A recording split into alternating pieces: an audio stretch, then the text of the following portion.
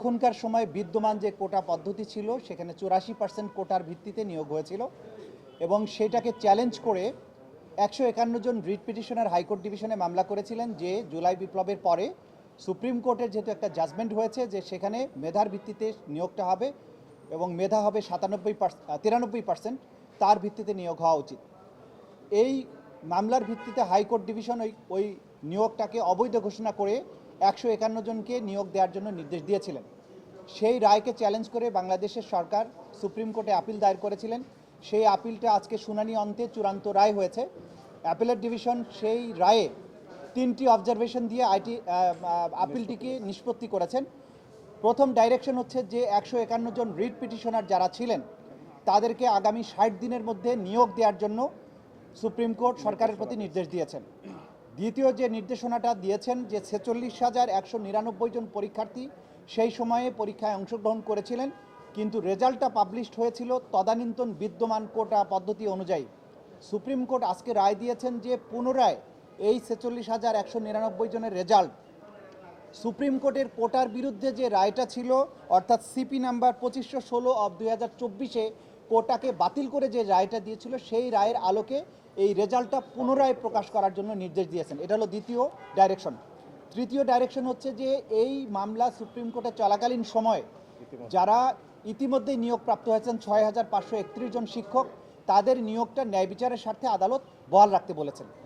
এই রায়ের মাধ্যমে কোটা পদ্ধতির ব্যাপারে বাংলাদেশের আগের যে কোটা পদ্ধতি ছিল সেটা বাতিল হলো এবং নতুন করে মেধার ভিত্তিতে নিয়োগ দেওয়ার জন্য সুপ্রিম কোর্টের আগের রায়টা পুনরায় বলবৎ করা হলো এবং ন্যায় বিচারের স্বার্থে 151 জন রিট পিটিশনারকে আবার চাকরিতে নিয়োগ করার জন্য নির্দেশ দেওয়া হলো।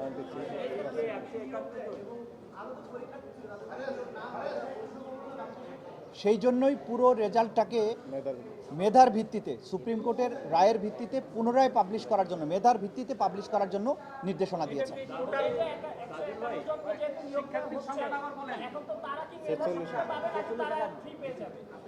দেখুন, 151 জন মামলা করেছিলেন, তাদের প্লিটাই ছিল যে তারা মেধার ভিত্তিতেই নিয়োগ প্রাপ্ত হবার যোগ্য। সে কারণে এই 151 জনের ব্যাপারে আদালত বলেছেন যে 151 জনকে নেয়ার ব্যাপারে কিন্তু সরকার একটা এফিডেভিট দিয়েছিলেন 3রা মার্চ 2025-এ। সুতরাং এই 151 জন মেধার ভিত্তিতেই নিয়োগপ্রাপ্ত হয়েছেন বলে ধরে নেওয়া হবে এবং 151 জনকে 60 দিনের মধ্যে নিয়োগ সরকারের প্রতিশ্রুতি এবং সরকার যে এফিডেভিট দিয়েছেন তার ভিত্তিতে নিয়োগ দেওয়ার জন্য বলেছেন। এতে কোটা পদ্ধতির যে জাজমেন্ট যেটা আছে সুপ্রিম কোর্টের সেই অনুযায়ী এটা নিয়োগ হয়েছে বলে ধরে নেওয়া হবে। টোটাল পরীক্ষার্থী 2023 সালের যে নিয়োগ বিধিটা ছিল সেটা ঢাকা এবং চট্টগ্রাম বিভাগে 46,199 জন পরীক্ষার্থী তারা লিখিত পরীক্ষায় পাশ করেছিলেন এবং তাদের ভাইভা ভর্তির যে রেজাল্ট সেইটা সহ মেধার ভিত্তিতে তাদের রেজাল্টটা পুনরায় প্রকাশ করার জন্য নির্দেশ দিয়েছেন।